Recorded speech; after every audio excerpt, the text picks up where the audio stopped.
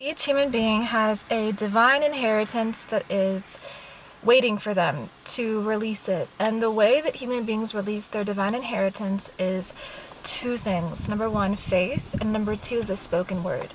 So it is only through faith, and the wind is agreeing with me, it is only through faith in the spoken word that one can release their wealth. So what does this mean? Well, when we have faith in God, to bring our desires to pass, and when we understand that there is this force that is situated within our heart, sitting within our heart, that never rests or sleeps, and who is always protecting the desires of our heart, then we can understand that there is no other logical course of action other than to have faith in this force, in this universal force. So we have faith because it is the most logical course of action. Animals do not worry. They don't worry. They don't have anxiety if tomorrow they're going to have their next meal, right? But human beings tend to think and worry. Jehoshaphat would clash his cymbals together to avoid hearing himself think, because he did not want to allow race thoughts, negative thoughts, to enter into his mind and to stay there and to fester there, because he knew that it builds out his reality. So when we can avoid thinking uselessly, and when we can instead feel thoughts of trust, thoughts of faith, that our divine inheritance, our heart's desires, our purest joys are being protected at all times and given to us at all times, then we can access them, you see? But if we're not on similar vibrations as faith and trust, how can we enjoy all of the blessings that are constantly being distributed to us every moment of every day? It's not just sometimes, it is every moment of every day.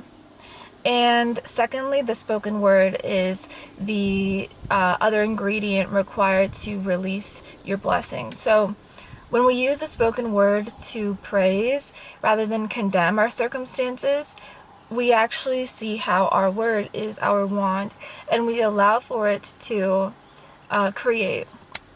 So I'll give you an example. There was a woman who was constantly complaining.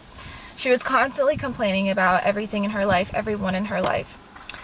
So because of this constant complaint, she was only able to see more of the same thing. She was only able to see more negativity in her relationships, negativity in people. People are this, people are that. And her story went the same way. She developed a gout. She developed health issues, chronic health issues. Why? Because anxiety, negativity, anger, depression, these things shock the nervous system and they pull down the cells of the body. They don't allow for ample rejuvenation to be present. In fact, someone who is excited about life, focused on the creation of something, focused on how God is working and seeing how God is working and allowing themselves to be used by God and to create, right? Based off of God's desires, and not limiting God by limiting himself, this person remains ever vitalized, ever rejuvenated. They look youthful, they feel youthful, they are healthy, the cells of their body are regenerating optimally, not just optimally, but at high rates, at fast rates, because their electricity is up, their frequency is up, their frequency is high. So the stark contrast between these two characters shows you the secret to youth, to creation, to health, to happiness. Happiness is earned. We don't just get happiness when we buy material things or get into that relationship or get married, we don't just get happy with these things. Happiness is earned. It is earned through careful control of the self, careful control of the mind, and careful control of the senses. It is earned through faith and through the spoken word. That is how happiness is earned. So constant, continuous practice of noticing how God is present in your life and working in your life constantly, and how he is protecting your heart's desires. Number one, faith in the Lord. Number two, using the spoken word to not limit God by limiting yourself, remember that, but to praise, to uplift, and to continuously notice God's workings in your affairs. This will allow for you to become an absolute powerhouse, to be able to harness divine wisdom and weave it in your life, bring it into your life, to make wise decisions, to surround yourself with wise people as well, to be a student of life, constantly learning, and to basically harness his desires and make them your priority. And you'll see how when you work for God, when you do what God wants you to do, your life becomes ever so blessed. Like, seriously, because you're not acting off of your desires, which are ultimately could be faulty, could get you into trouble, could be rooted in the flesh, like could have karmic repercussions, could keep you stuck in karmic loops and karmic cycles. No, you are working and acting off of his desires, divine desire, which keeps you in optimal states of consciousness, thereby reflecting a optimally working and running reality.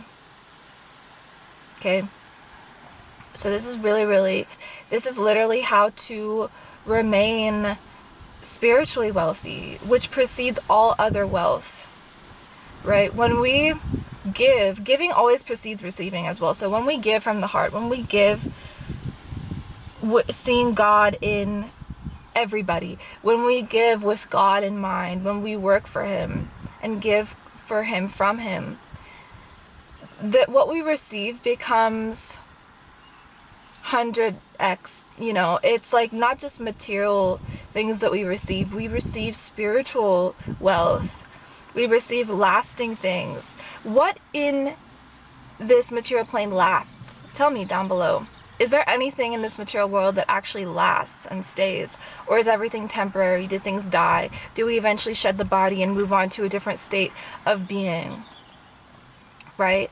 So spiritual wealth, the wealth that lasts, is arguably much more important than material wealth.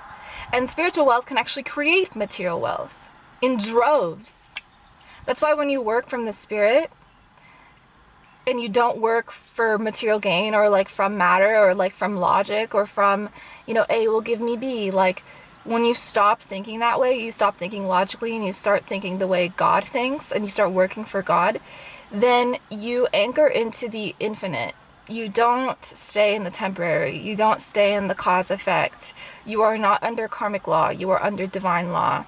Provided that, of course, you are under divine law. Meaning, you have done the work to forgive yourself and others, honestly. You have done the work to cleanse yourself of your addictions, bad habits, negative thinking. And you've done this over a period of time.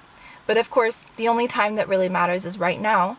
So you just repeatedly, now and now and now and now, remain in that state of forgiving self and others. Remain in that state of praising God, seeing positivity, seeing God everywhere. Remain in that state of abundance, true abundance. Okay, so I hope this video was helpful. Thank you so much for watching. I love you guys very much. The inner work that we do is the most important work that we can ever and will ever do across lifetimes. Remember that. I hope you guys took something from this video. If you did, let me know what it was down below. Subscribe for more, and I will talk to you in the next one. Peace.